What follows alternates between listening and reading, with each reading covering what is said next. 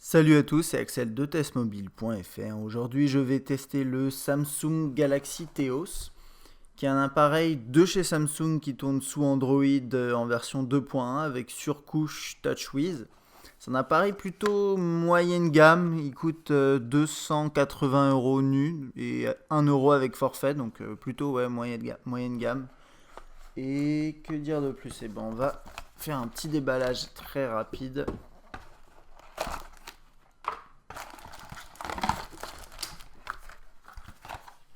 Alors,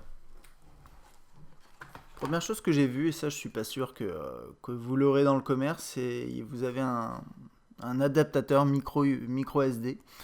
Ok, je ne sais pas s'il sera dans le commerce, c'est pas dramatique. Un câble USB micro USB, le chargeur en micro USB, des écouteurs intra-auriculaires, ce qui est quand même pas mal pour un appareil moyenne gamme. Je n'ai pas testé la qualité avec une petite télécommande. Et tout ce qui est notice d'utilisation et logiciel KISS qui est nécessaire pour faire les mises à jour. Donc le Samsung Galaxy Teos, c'est un appareil comme je disais moyenne gamme avec un écran 3,2 pouces capacitif multitouch. Il tourne sous Android 2.1 avec surcouche TouchWiz. Et vous le verrez, en termes d'interface, ça ressemble à ce qu'on avait vu sur un Galaxy S par exemple.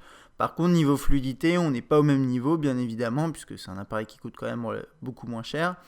Et c'est au niveau des spécifications qu'il est surtout moins puissant et moins fourni. Donc vous verrez ça. Donc on va faire un petit tour d'abord de l'appareil. Donc d'abord, vous voyez, c'est un petit téléphone. Je vais le comparer rapidement au Galaxy S pour que vous ayez un point de repère. Mais c'est un tout petit téléphone, bon, un petit téléphone, et quand même relativement épais, ce qui est peut-être un des points négatifs, mais en même temps, bon, il tient quand même bien en main, il n'y a pas de souci à ce propos, il est tout en plastique, mais il n'y a pas de craquement que j'ai pu déceler. On va zoomer un peu, donc écran 3,2 pouces, ensuite en dessous, qu'est-ce qu'on a? On a des touches physiques, donc la touche menu, retour, et le bouton de menu, de menu d'accueil, le bouton retour à l'accueil central, donc qui s'utilise de la même façon que sur le Galaxy S. Ensuite, sur le bas, on a un micro, ouais, tout simplement. Sur le côté droit, on n'a absolument rien. Vous avez vu la coque qui est un peu incurvée, donc ça c'est un peu comme sur le Galaxy S. Ici, on a un jack 3.5 mm, le cache pour le micro USB et le bouton power.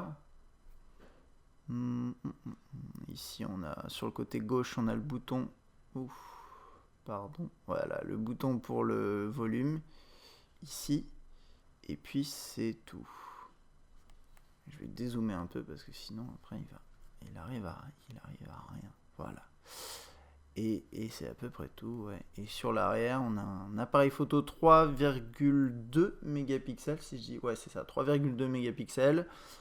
Sans flash, mais avec autofocus, donc qui est plutôt bon, qui est plutôt correct, vous le verrez après. Voilà, donc on va passer à l'interface. Bon, je l'ai déjà allumé, mais quand vous l'allumez, en fait, vous arrivez sur ça, après l'avoir configuré en tout cas. Donc en utilisant le bouton ici, vous verrouillez, déverrouillez l'écran, et ensuite après vous faites glisser comme ça. C'est un petit peu, c'est comme sous Android, sous TouchWiz, assez classique. Vous avez plusieurs pages d'accueil. Donc je crois que vous pouvez en avoir 7. D'ailleurs on va vérifier tout de suite. Donc ici quand vous faites menu, vous avez la possibilité de modifier et d'en rajouter. Donc là on en a 1, 2, 3, 4, 5, 6, 7. Ouais, 7.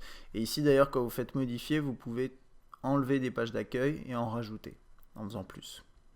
Ensuite, par contre, il faut faire enregistrer. Il ne faut pas oublier, au début, j'oubliais et je ne comprenais pas pourquoi, mais sur TouchWiz, c'est comme ça que ça se passe. Donc là, on a du Android 2.1, vraiment très classique, avec TouchWiz. Je ne vais pas passer forcément toutes les fonctionnalités en revue, mais je vais essayer de faire un tour relativement complet. Vous pouvez mettre des widgets, vous pouvez mettre des raccourcis, vous pouvez changer le fond d'écran. Ça, c'est le concept à la base sur Android. Vous avez des pages d'accueil.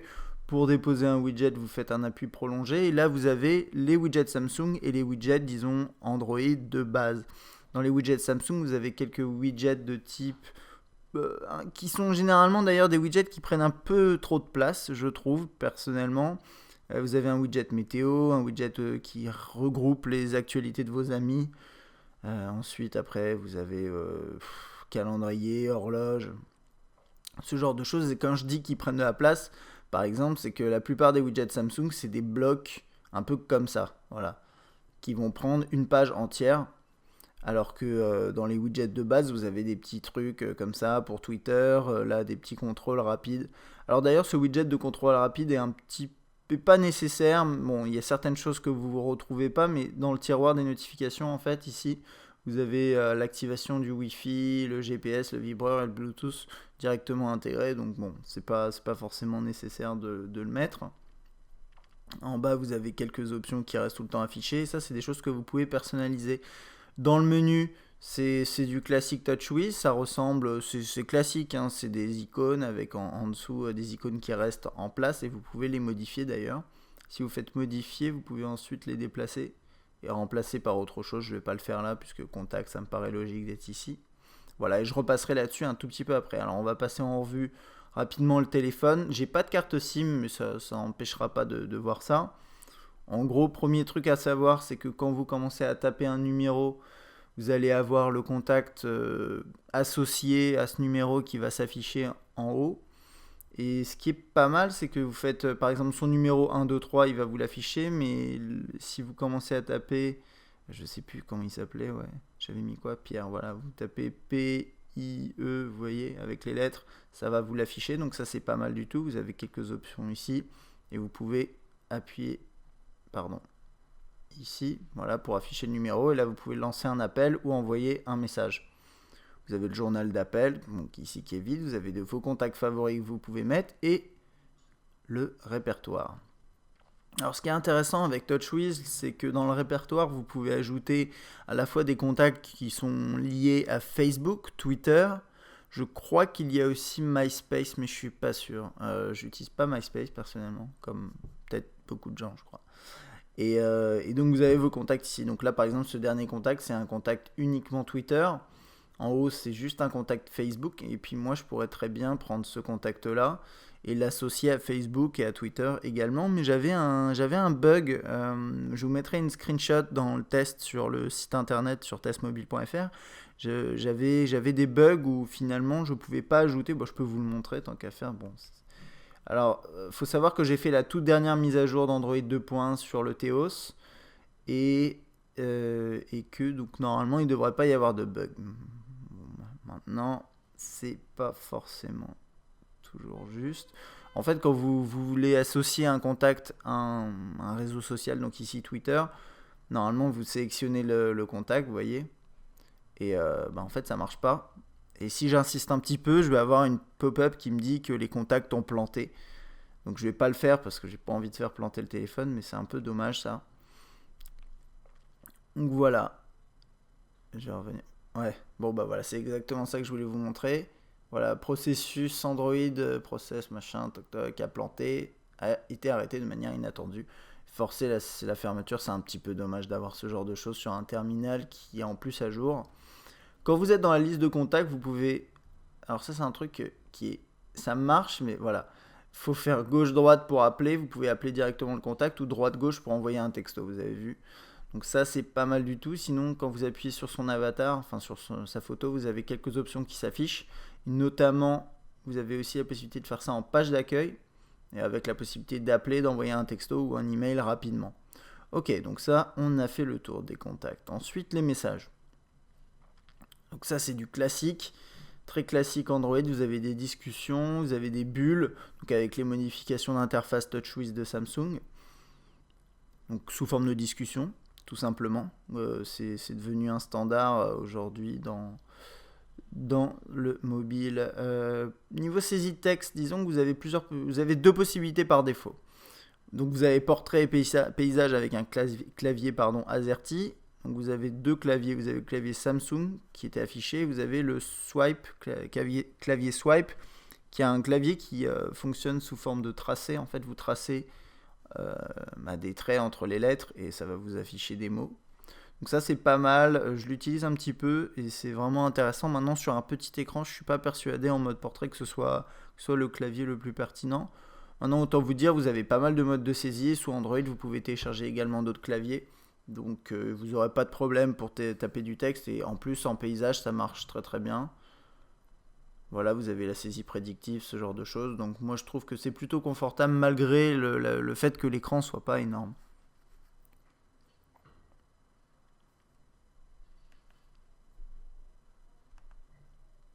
Hop, je vais revenir en arrière et on va aller voir un petit peu là-dedans. Donc il faut savoir que le Theos c'est un appareil qui est compatible DLNA. Donc ça signifie concrètement que vous pouvez, en configurant des serveurs multimédia, par exemple, jouer un fichier sur votre téléphone qui va jouer sur votre chaîne Wi-Fi compatible ou avec votre téléviseur, ce genre de choses en passant par un serveur. Et ça passe par l'application qui s'appelle AllShare. On va regarder rapidement l'appareil photo. Une interface plutôt classique. Si vous connaissez déjà des téléphones Samsung tactiles, vous aurez quelque chose de très similaire. Et donc voilà, c'est un appareil 3 mégapixels. C'est pas exceptionnel, mais c'est pas trop mal non plus. Donc pour prendre une photo, vous restez appuyé sur le bouton là. Voilà. Et ce que je disais au début était pas juste. En fait, il n'y a pas d'autofocus. Désolé. Donc c'est quelque chose que je regardais parce que par exemple sur le Galaxy S, quand vous appuyez sur l'écran, ça fait un autofocus. Et là, vous ne l'avez pas. Vous avez le retardateur, pardon, ici, la résolution à régler. Et donc, je suis en maximum, là, 3,2 mégapixels. Donc, c'est pas génial. Bon, c'est pas génial. Ça reste correct. Après, maintenant, il faut voir la qualité. Je vous mettrai des exemples de photos prises avec le Theos sur testmobile.fr dans le test. Donc, voilà. Et ensuite, ici, vous avez différents modes de capture. Cliché unique, sourire, panorama qui est une fonction plutôt pas mal à tester, qui permet de créer des panoramas comme son nom l'indique. Vous avez plusieurs scènes, mode de scène, j'allais dire l'exposition, non là c'est la luminosité, bon ça permet de faire ça, et ouais le mode macro je l'avais vu, il était caché, et il veut pas, si il veut s'activer, alors voilà. Je voulais tester le mode macro pour voir. D'accord, en fait c'est un mode macro fixe. Bon, qui permet de prendre une photo. Quand vous prenez une photo, elle va pas s'afficher tout de suite. Il va falloir retourner ici. Et là, vous pouvez utiliser le multitouch pour zoomer dans la photo. Donc pour tout ce qui est photo, comme je vous l'ai dit, je vous mettrai des exemples dans le test écrit.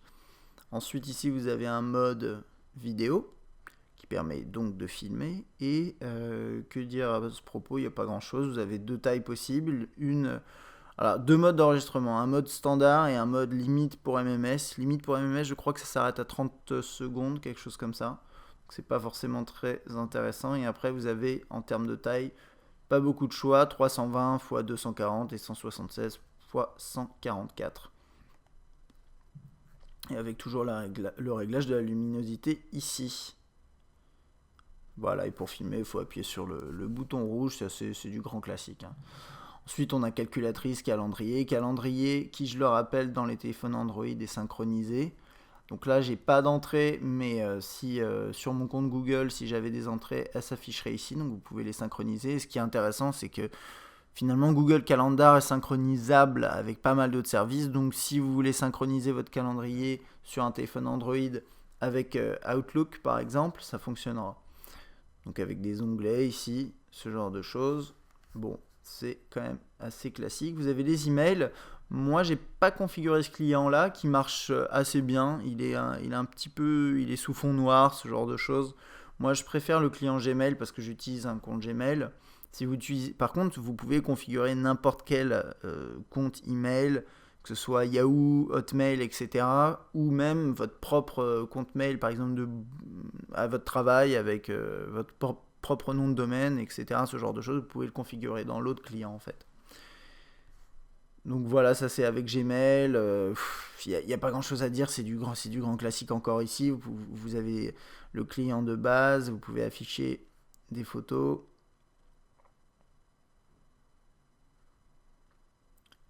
Parfois, voilà.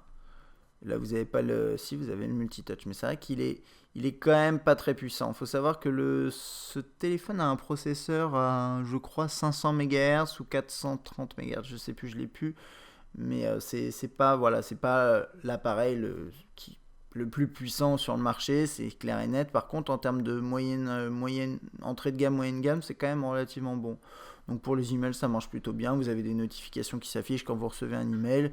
Encore une fois, du classique Android. Vous pouvez aller sur Twitter, sur Facebook, etc. Vous pouvez installer plein d'applications via Android Market. Rapidement sur le web, on va regarder ce que ça vaut. Donc là, ok, bon, bah, je vais aller comme d'habitude voir comment s'affiche test mobile. Vous allez voir, c'est pas si mal. L'écran est un peu petit et comme la résolution est assez faible, le rendu est quand même moyen. Maintenant, donc là, regardez, je suis en Wi-Fi, donc on va voir si ça charge vite. Ça n'avait pas chargé en fait. Voilà. On va attendre un petit peu.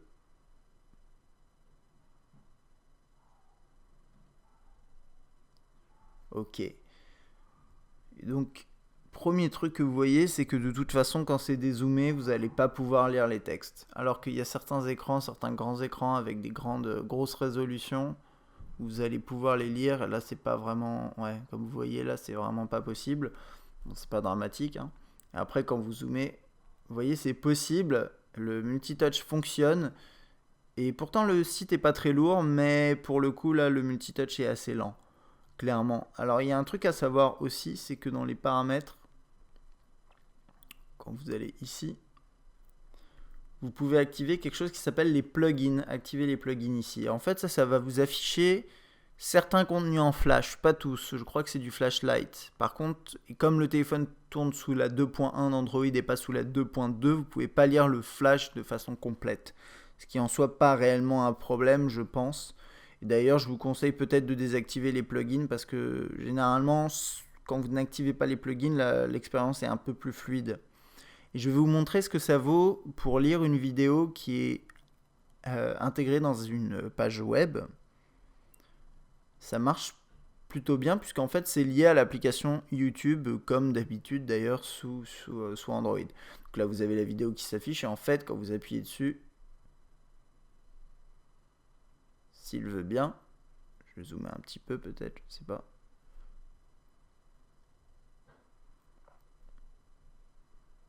Ah voilà.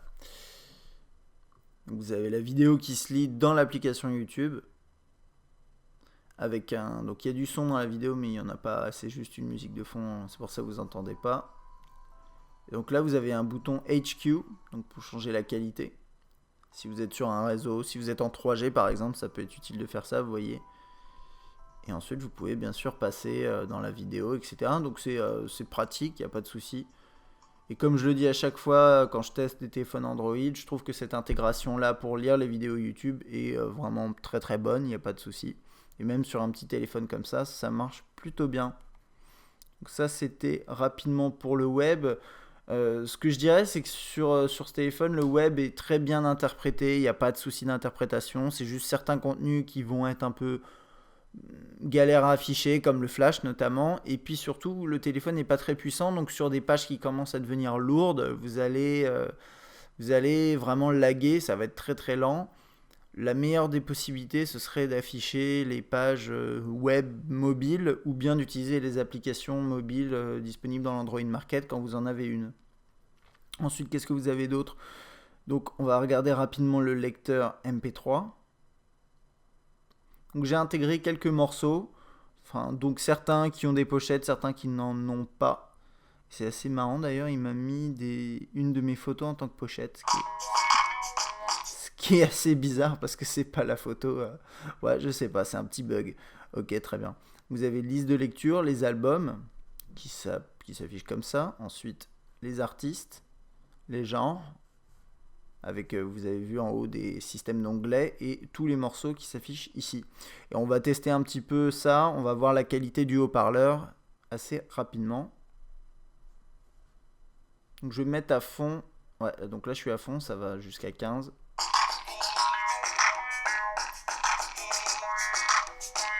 Le parleur est ici.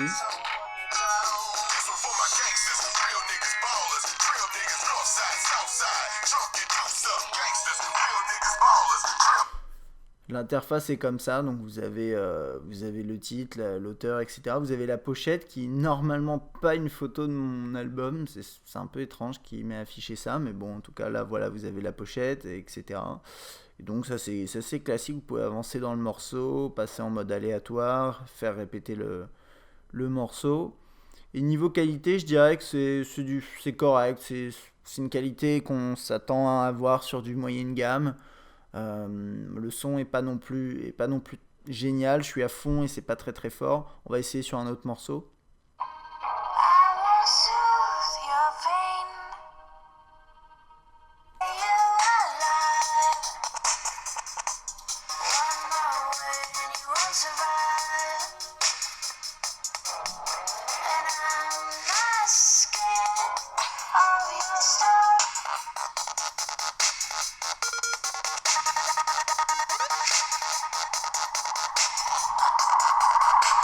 En fait, la qualité du son est plutôt bonne. Le seul truc, c'est que la puissance est vraiment pas. Ouais, c'est pas très très puissant comme haut-parleur. Voilà, comme ça vous embêterez personne dans le train, c'est très bien.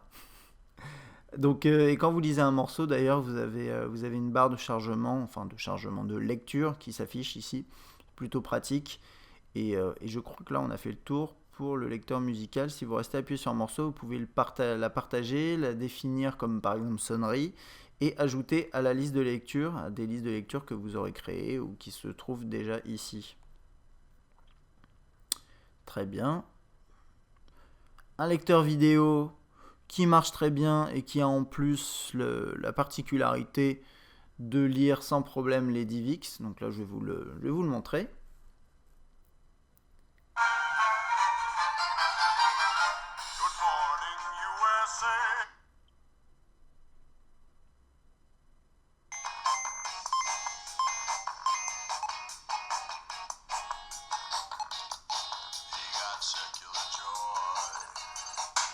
Vous voyez là ça marche pas mal, c'est un fichier qui est léger quand même, mais il est plutôt fluide. J'ai vu un léger décalage avec le son et l'image, mais c'est vraiment léger. Donc peut-être que c'était juste une erreur dans le DivX, bon, c'est pas impossible, c'est un fichier vous voyez qui fait 21 minutes, donc c'est assez léger. Vous avez des films qui durent 1 heure, ça devrait normalement tourner sans trop de problèmes. Voilà. Ok, et donc on va regarder un peu ce qui reste. Bon, vous avez une solution de navigation avec Google Maps. Le GPS, ça a l'air d'être pas très très puissant. C'est-à-dire la puce est bonne, mais c'est vrai que comme le téléphone a pas des specs très très très impressionnantes, bah, on se rend compte que ça agit vraiment sur le téléphone et que enfin sur le GPS et que le GPS a du mal parfois à fixer. Donc ça c'est un petit peu dommage, mais c'est pas un gros problème. Vous arriverez quand même à l'utiliser par exemple dans votre voiture malgré la taille de l'écran, ça reste quelque chose de possible. Et en plus vous avez Google Maps avec navigation ici qui marche plutôt bien, donc ça c'est un point plutôt intéressant. Là j'ai quelques icônes SFR, mais c'est parce que c'est dans une version SFR. Il me semble que si je dis pas de bêtises, chez Orange il s'appelle pas le Theos mais le Neos. Faudrait que je vérifie, mais j'ai lu ça il y a quelques minutes. Donc voilà, faites attention si vous allez chez Orange et que vous demandez le Théo, ils vont peut-être pas savoir de quoi ça parle, je sais pas. Ok. Et un dernier petit truc que je voulais vous montrer, c'est un test que j'essaye de faire de plus en plus. Donc déjà, alors, je vais pas vous les passer là parce que disons que ça va prendre un petit peu de temps. Mais il y a un test benchmark qui s'appelle Quadrant, qui est assez polyvalent, qui calcule à la fois la vitesse, enfin, qui fait un mix entre le GPU, enfin donc la RAM et tout ce qui est carte graphique. Et donc on va voir, je sais plus s'il m'a gardé mes résultats. Non, il va peut-être pas me les garder. Bon, en tout cas, j'avais fait le test. Bon, de toute façon, je vous mets ça sur testmobile.fr, mais le résultat est pas top, quoi. Il se situe en dessous d'un X10, un Xperia X10 qui est pas plus mal, mais globalement, bien sûr, il est en dessous de tous les smartphones haut de gamme qui sortent en ce moment. Mais ça, on s'y attend un petit peu. Et je vais vous montrer pour terminer le jeu Angry Birds qui tourne correctement sur ce téléphone.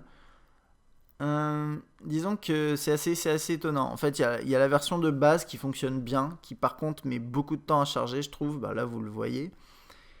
Mais la version de Noël, donc pas vraiment de Noël, celle qui s'appelle Angry Birds Seasons, les saisons, il y a plus d'éléments graphiques, il y a plus d'effets, et donc vous allez voir, elle rame pas mal. Donc c'est intéressant de savoir ça. Il faut vous dire que si vous achetez un Theos, c'est pas forcément pour faire fonctionner déjà, c'est les jeux en 3D oubliés, quand même, je vous le dis. Oubliés, à part s'ils sont très très très légers, mais comme vous allez le voir, un jeu comme Angry Birds, qui est pas très très lourd à faire tourner, a du mal à fonctionner. Donc bon, voilà, c'est un petit conseil que je vous donne. Donc ça c'est la version de base.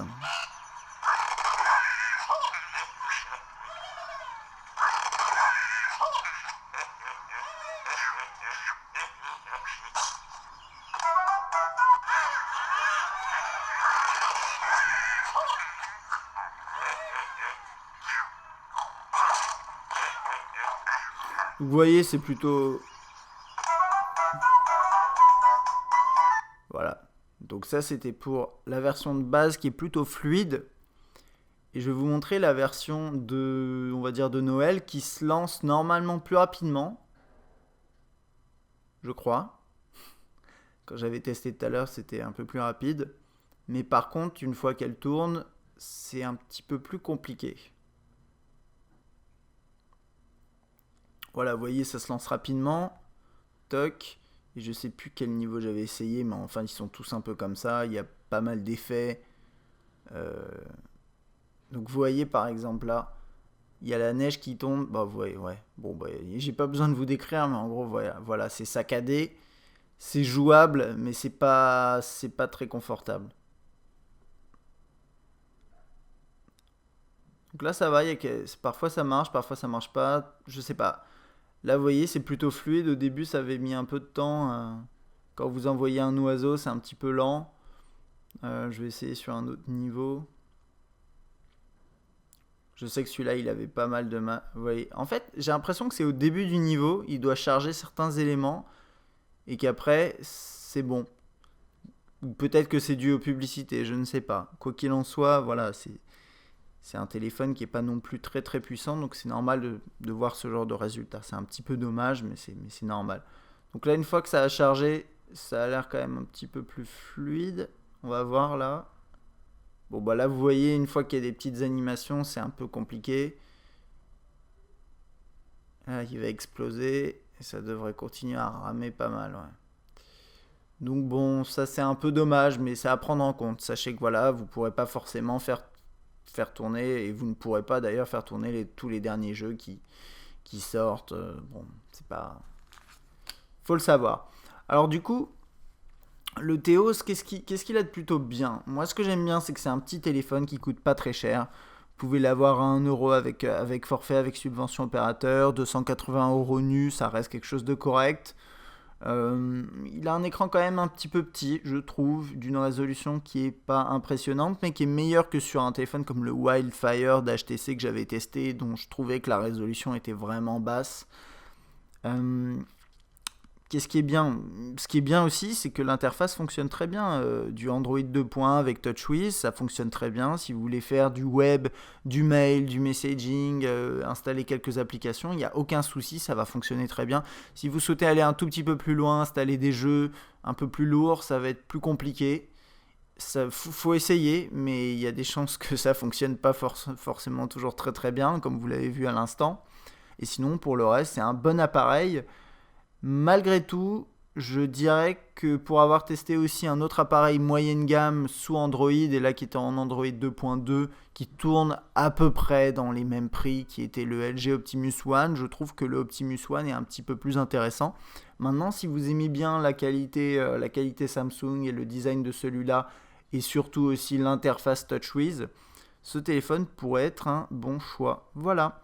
Donc ça, c'était pour le test du Samsung Galaxy Theos sous Android 2.1. Si vous avez des questions, comme d'habitude, vous laissez un commentaire soit sur testmobile.fr, soit sur YouTube, soit sur Dailymotion si vous êtes sur Dailymotion.